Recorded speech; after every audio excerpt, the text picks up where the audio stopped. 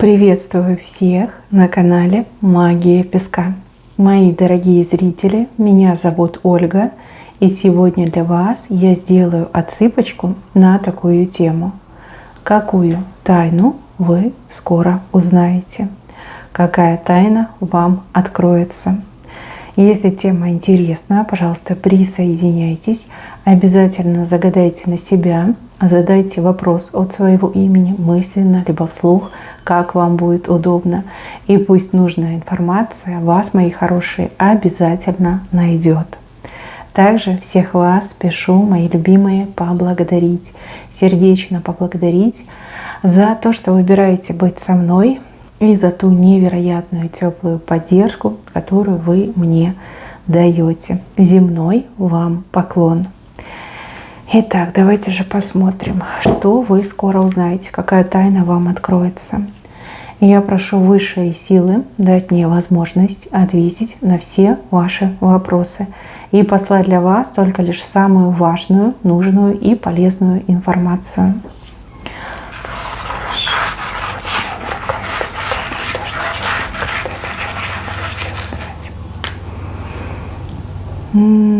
Интересно, конечно. Вот здесь тайна чьей-то личной жизни. Тайна о том, что кто-то как бумеранг получил, как вот обратка прилетела. Предатель был предан, либо предательница была предана. Тот, кто обманул, был обманут. Смотрите, вы все разные, да? Вот что-то вы в своем прошлом такое ужасное пережили, какую-то страшную обиду, предательство, ложь, обман, да? Вот что-то такое пережили. И это вы не смогли ни принять, ни забыть, ни простить. Да? Все думали, как так, да? Как несправедливо. Вот человек такую гадость сделал, такой подлый поступок совершил, и вот безнаказанный, да, вот, возможно, не могли вы наказать, либо призвать к ответу, может быть, еще что-то там произошло. И вас это реально мучило, вы постоянно задавались этим вопросом. А тут вы узнаете, что тот, кто вас обидел, либо та, кто вас обидел, ну, буквально получила то же самое, или ну, кого-то еще отыграется, что гораздо хуже. И вы об этом узнаете. Вот я вижу, что визуально, да, глазами видите. То ли где-то прочитаете, может быть, вам кто-то отпишется, что так и так, вот твой предатель сам был предан, да, либо твоя обидчица в обиженных ходит, да, либо вы, может, даже какое-то видео увидите, либо глазами своими увидите этого человека в ужасном состоянии, да, то есть поймете, что произошло. Мне вот идет так. Тайна, что человек получил обратку, что с человеком, который обидел вас, произошло то же самое, у кого-то в разы хуже. И эту тайну от вас реально скрывали, причем скрывали вот именно эти люди, да, кто вас в прошлом обидел, либо с вами подло поступил. Не хотели они, чтобы вы это знали. Не хотели, чтобы вы там почувствовали этот момент сатисфакции. Не хотели, чтобы вы там злорадствовали, возможно, либо чтобы вам было приятно узнать об этом. Там разные могут быть причины, но от вас это скрывали, прятали и скрывали. И тут вы своими глазами это все увидите, либо прочитаете. Я вижу, что вам станет легче. И вот этот момент справедливости, вселенской справедливости, даже зазвучит это выражение для вас по-другому. Поверите, что каждому свое, да, каждому в свой час, в свое время, но справедливость, ее нельзя отменить, либо ее нельзя поругать. Она все равно есть. Рано или поздно она приходит. Она все выравнивает, все на свои места ставит. Нельзя сделать гадость и уйти сухим из воды. Да. Идет мне, что именно момент справедливости, момент расплаты, момент бумеранга. Вот эта информация. Нет, злорадствовать вы точно не будете, но вы будете удовлетворены тем, что справедливость все-таки настала, что справедливость есть в нашем мире, и плохие люди от нее не уйдут. Да. Еще кому-то потом будете говорить, рассказывать, и говорить: представляешь, да, столько времени прошло, и вот он, этот момент настал. Как-то так у вас идет интересненько. Тот, кто вас обидел, тот и пострадал. Ну, не просто пострадал, а именно бумеранг прилетел. Обратка, ответка, вот как хотите, так и называйте. Дальше, мои хорошие. вы узнаете о том, что вам кто-то хотел очень сильно навредить, но в последний момент этот человек как передумал, либо не смог. Да? Бывает же такое, что человек прям там настроился, подготовился и не смог, просто рука не поднялась. Может быть, ангелы не допустили, да? А может быть, защита ваша сработала. У кого-то еще отыграется, что человек действительно уже приступил к какому-то действию, а потом вовремя вот совесть заграла, либо здравый смысл у кого-то отыграется. И еще мне кажется, что этот человек вам лично это скажет, вот прям в глаза, что вот, а я тебя пожалел, либо я тебя пожалела. Тут у кого-то мужчина отыграется, у кого-то женщина, вы все разные, и у каждого своя история. Человек вам в глаза говорит с таким, знаете, что вот типа будь мне благодарна, да, ведь я могла, либо я мог тебе навредить, но пожалел, да, либо вот не сделал. Знаете, не надо благодарить этого человека. То, что человек задумал для вас, это было ужасно и отвратительно. И никакой вашей вины перед этим человеком я не вижу. Я вижу здесь глупость, я вижу здесь агрессию, и я вижу здесь недостаточно здравого смысла у человека было, что вот такое задумал, либо такое хотела сделать.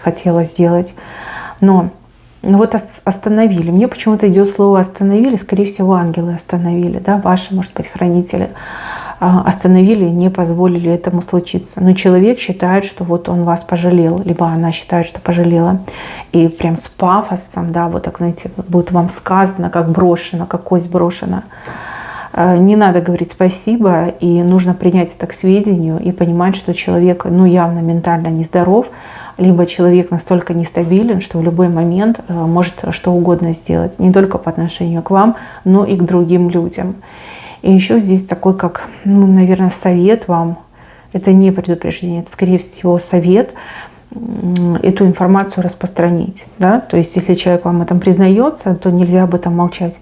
Нужно об этом говорить. Возможно, да, вы сможете предупредить других людей, которые могут быть жертвами этого человека.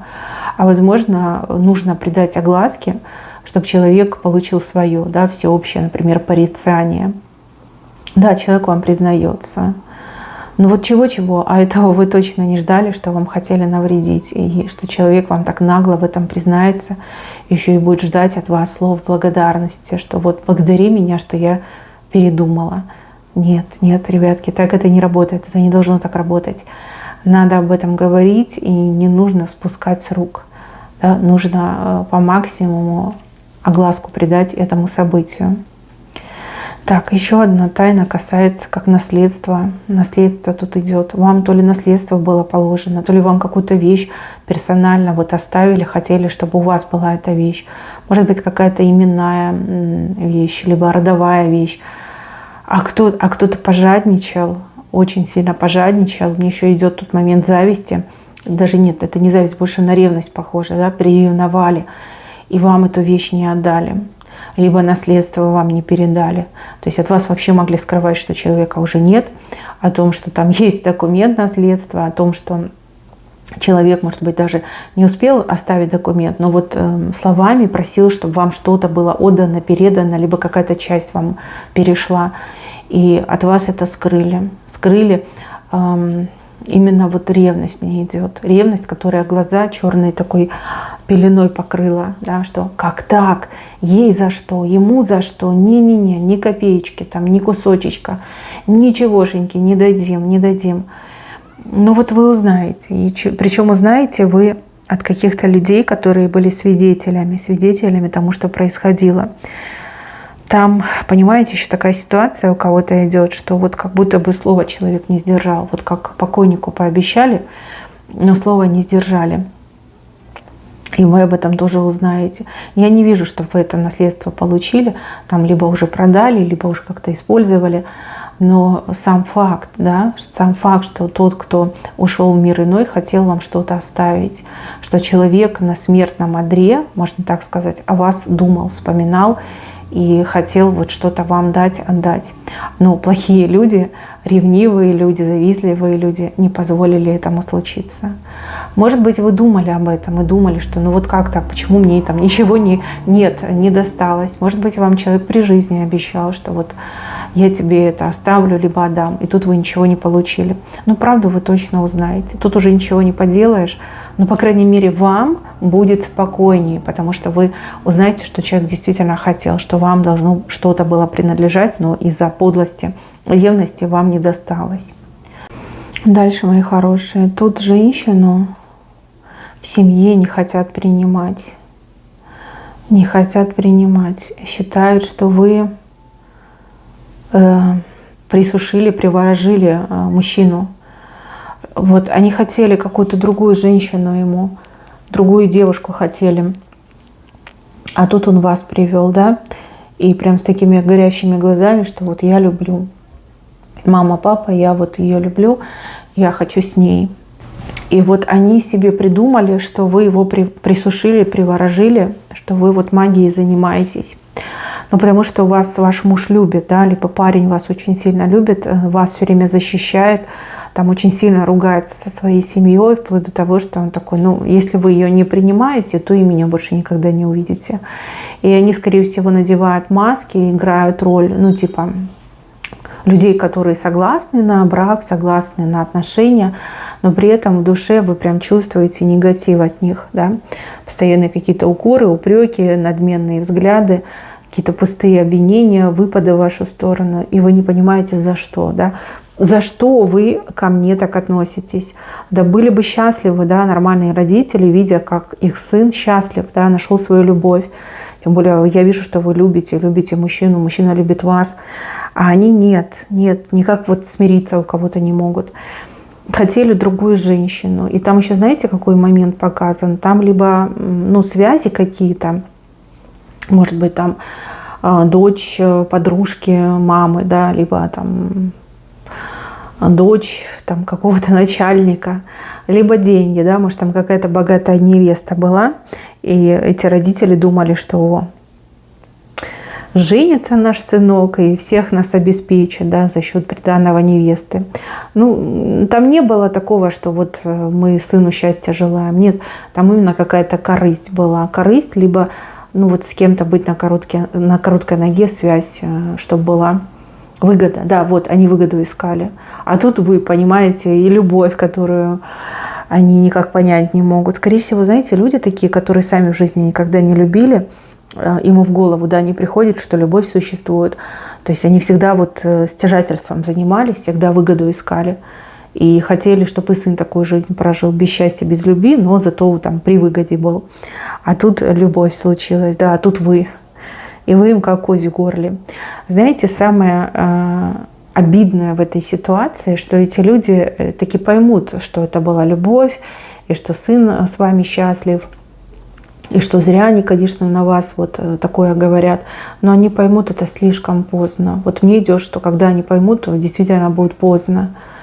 Поздно, и причем вот как навсегда поздно.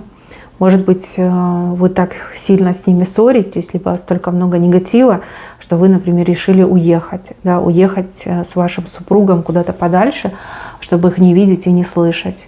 Вот, то есть они одни останутся по факту.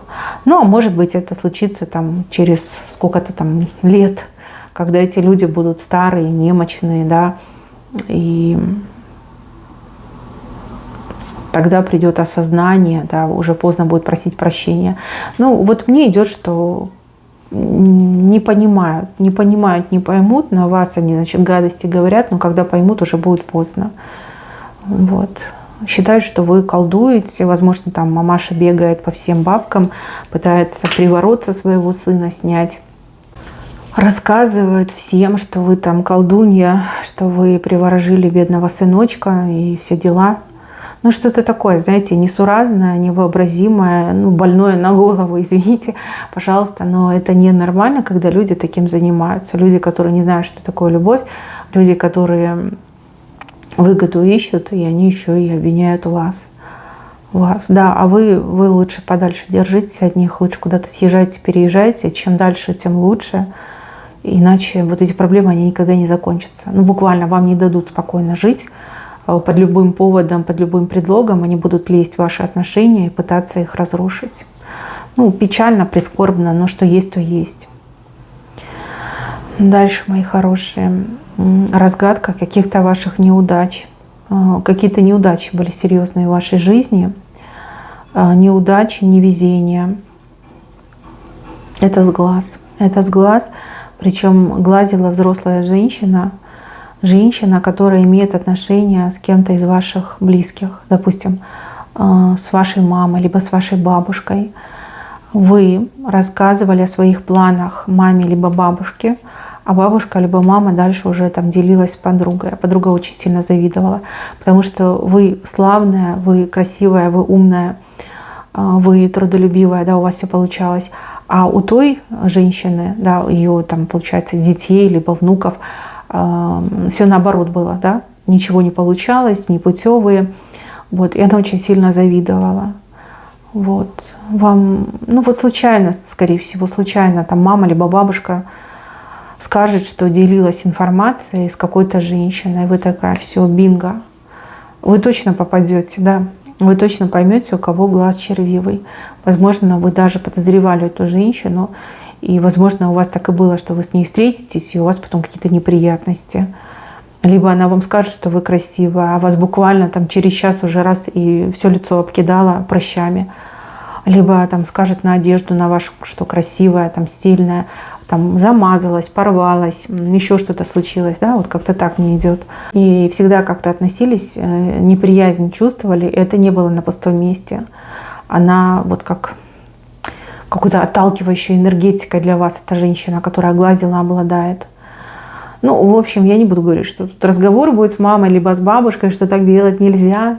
И вообще у вас такая мысль будет, что все, больше ничего не буду рассказывать. Ну, в принципе, да, вы правы, лучше ничего не рассказывать, чтобы такого не было и не конфликтовать. Потому что ваша мама либо бабушка просто уверена, что эта женщина святая. Да? Подружка, скорее всего. И она такая, ну как же, эта женщина, она такая хорошая. Ох, ну что есть, то есть. Да, лучше никому ничего не говорить, так надежнее будет. Дальше идет мне, что вы что-то найдете, что вас напугает. Это что-то похожее на либо какие-то кости, либо какие-то скрутки, там, где есть и волосы, и нитки, и кости. Шерсть еще что-то мне какая-то идет, шерсть. Ну вот кому на одиночество делали, у того шерсть будет. Шерсть собачья. Не пугайтесь.